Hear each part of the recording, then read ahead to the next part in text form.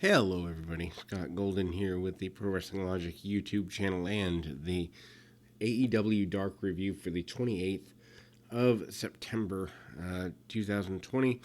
Not a fan of this show. A lot of stuff here that they could have done without. Also, it exposes how much they have too much talent under contract. It was either women's matches or tag matches, and if they want to be the tag promotion, that's fine. Tags really aren't my thing, but I respect they want to be different. However, the tags have to be, good, and the tags have to be, moving forward. And in a lot of cases, they were neither. Anyway, this week we have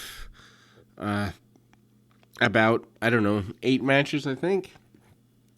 6 of them were tag matches or something like that. And then a couple of women's matches that weren't very good either.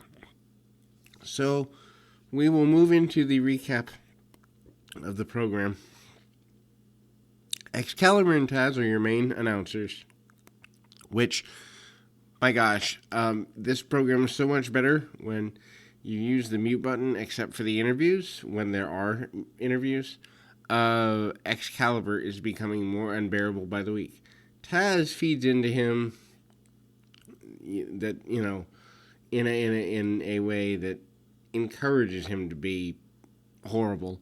Now, I did unmute for Ricky Starks, who is incredibly good at playing a character, and when he started doing announcing in second or third match, he makes this bearable. But if it's just Taz and Excalibur, not good. Anyway, so SCU, Scorpio Sky, and Frankie Kazarian defeat Ray, Rosas, and Ryzen. Sean Spears is out for commentary, and Spears basically says that he wants to get his hands on Scorpio Sky because of their late night confrontation on Late Night Dynamite a week or so ago. And Sky is number 5 in the singles rankings, which is kind of cool. SCU controls the early portion of the match as they should. Rosas gets a pretty big drop kick. They cheat by distracting the referee and then allowing the other person to cheat. Kazarian gets the hot tag to Sky and hits a slingshot cutter. And assisted knee strike gets the win for the team. Spears claps for their win sarcastically, and they make their way to the back. 4, otherwise known as John Silver of the Dark Order, asks how he felt about teaming with Cabana. He complains about having to team with him, and Mr. Brody Lee has had problems with him. Cabana arrives, but wasn't clued into the issues existing on the team. Ricky Starks joins the commentary team at this point. Penelope Ford with Kip Sabian against Alex Garcia. What's the deal? Still no one sold me on Ford. I don't get why she's supposed to be so great. Anyway, this is Garcia's AEW debut, and she wasn't bad. She is definitely a well-traveled individual who has been to Japan as well as Mexico, but this was not her time to shine.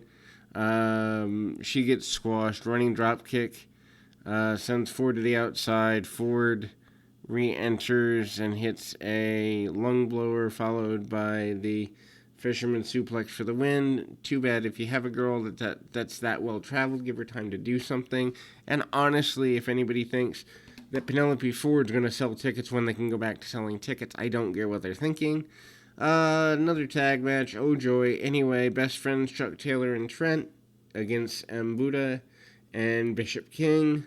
Nice little play on names, I guess, for the enhancement talents, but I don't get that either. Why are Taylor and Trent on this program when, 2 weeks ago? A week ago? Somewhere in there. They did the parking lot brawl thing that should have them over like stars. If you're going to have them on this program, have them against other regular competitors. Anyway, Buddha does have good athleticism, and best friends control early. They isolate King, and then King misses a swanton bomb. Trent hits a suplex on Buddha, hits a swinging DDT out of the corner. Taylor tags in. They hit the soul food into the half and half suplex. Then they hit the double stomp into the crunchy. That inverted pile driver thing for the win. Not a fan of this. I mean, again, why is this team on a throwaway show against throwaway people? I don't get it. The next segment, Brandon Cutler addresses Peter Avalon. He says neither of them is happy with the fact that they had the double countout. He says they're going to fight again and that he will finally get a victory somewhere in the way. Jurassic Express, Jungle Boy, Luchasaurus with Marco Stunt defeat Dark Order 5 and 10. Does that make them Dark Order 15? Not a bad match. I mean, from the standpoint that, again, Jurassic Express should be reserved for Dynamite unless they're going to have a competitive match with people that are in angles that count. And the Dark Order thing, because it's so oversaturated, to me doesn't count. Alan Angels is being wasted in this. 10, I could care less about. Preston Vance, he's fine, but he doesn't hit with me one way or the other. But anyway, and you've got to get this Dark Order thing going somewhere other than Brody Lee is evil and people follow him and sometimes rebel. Anyway, Anna Jay comes out for the entrances. Luchasaurus starts out with 5. They kind of acknowledge the height difference between the two. Luchasaurus wrestles around before he ends up nailing an overhead belly-to-belly suplex. Jungle Boy tags in. They do back-and-forth wrestling with 5. Again, Angels is wasted in this role. I wish they were doing more with him. I wish he had the ability to speak more. Lots of things I wish for Alan Angels, because he's got something, but he's being wasted here. Luchasaurus tags back in, hits a buckle bomb. I wish they'd ban that move from all of wrestling. After what happened with Sting, 4 or 5 years ago, every time I see the move, no matter how well it's done, I'm uncomfortable. Jungle Boy hits a senton. 5 takes advantage, sweeping out Jungle Boy's legs. And 10 is tagged in. Dark Order continues to attack.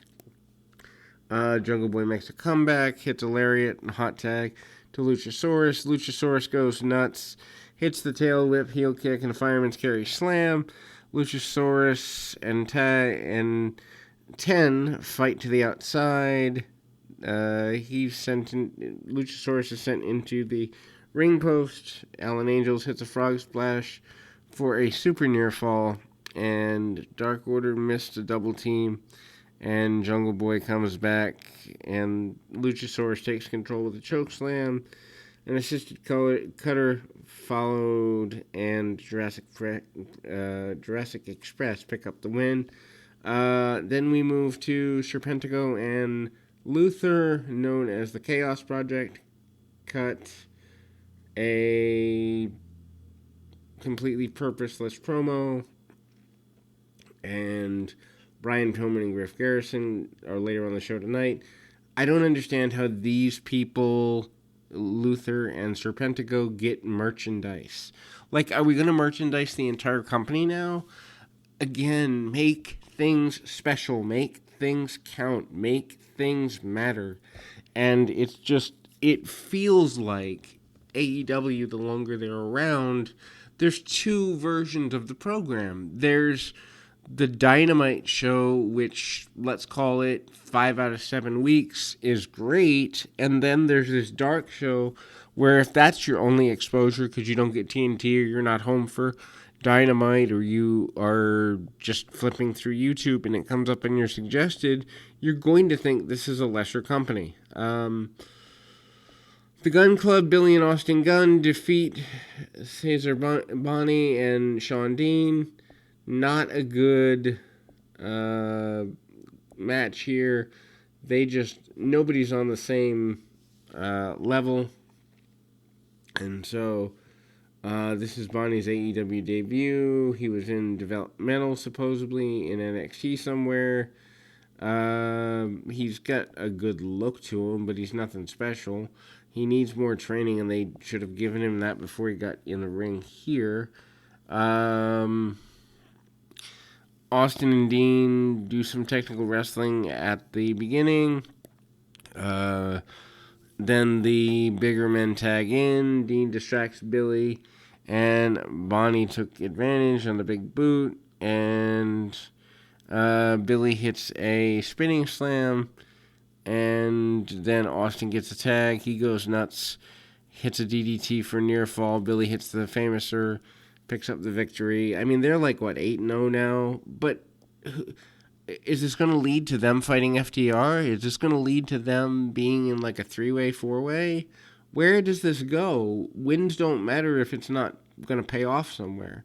QT Marshall, Dustin Rhodes, and Brandy Rhodes are backstage.